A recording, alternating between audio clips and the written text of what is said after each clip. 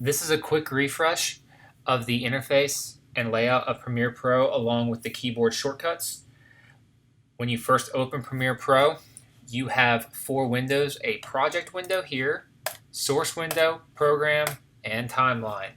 You can change your layout to do an assembly, to do editing, color effects, and audio. I would not worry about, but the two that the most BJP students will be worried about will be audio and video. This air icon I'm having has nothing to do with anything that I'm showing you. It's just my computer. First things first, when you click a clip in a bin, which is here in your project, it will pop up here into your source monitor. Now, our clip, I'm looking for a longer clip. We have a 29-second clip right here. I know it's 29 seconds because I'm looking at the white text right here. Blue text is the time code recorded via the camera. So what we want to do is we want to make this 29-second clip into something much smaller. I can move the cursor around, but that doesn't mean that's where the clip starts. What I'm doing is I'm going to set an endpoint by using the I key. So I set my endpoint, and now watch the white. It makes that 26 seconds. We only want to make this clip about 10 seconds. The guy recovers the ball, so we hit O. My cursor is here, but that doesn't mean it's the end of the clip. I hit O for out point. I can rewind by using J. I can pause by using the K key or the space bar. I can play and fast forward using the L key. Repeat, I can play and fast forward using the L key. I and O is for input, or your in point and your out point. I for in point, O for out point. We can go to multiple clips and set our in points and out points. But what you want to do is you want to make a sequence.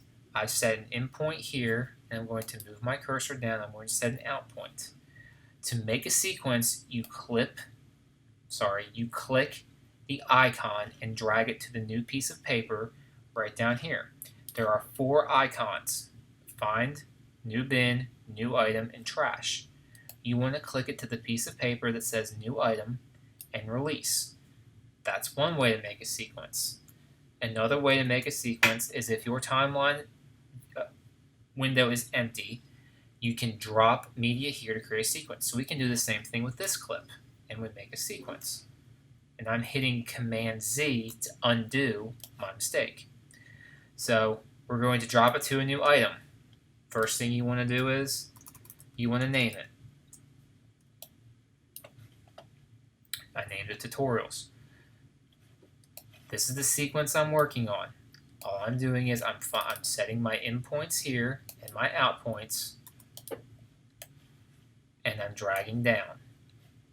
I'm setting my in points and my out points, and I'm overriding a clip. It deleted it here. Hit Command Z, I don't want that. Hit it and drag it. Same thing on here. Click and drag. If you need to see more of your sequence, hit the backslash key. If you want to insert a clip here, for instance, but you want to insert it but you don't want to delete anything, you take this clip, click and drag, holding on Command, and then release for insert. If you didn't hit Command, you would delete everything you had. So make sure if you want to insert, you're holding Command and insert.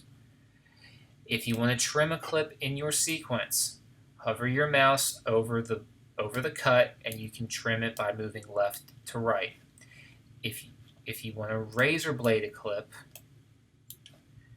you use your tool palette, you hit C, and you'll see the razor blade light up, and you hit V, and you'll see your cursor light up. So we're going to hit C for razor blade, and we're going to make a cut here and a cut here.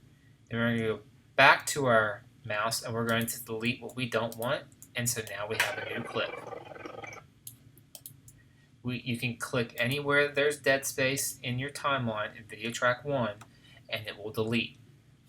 If you want to zoom in on a cut, you can use the Z tool to zoom in. It's a magnifying glass. If you want to zoom back out, you can hit the backslash. So there's another option for you to get closer to your cuts.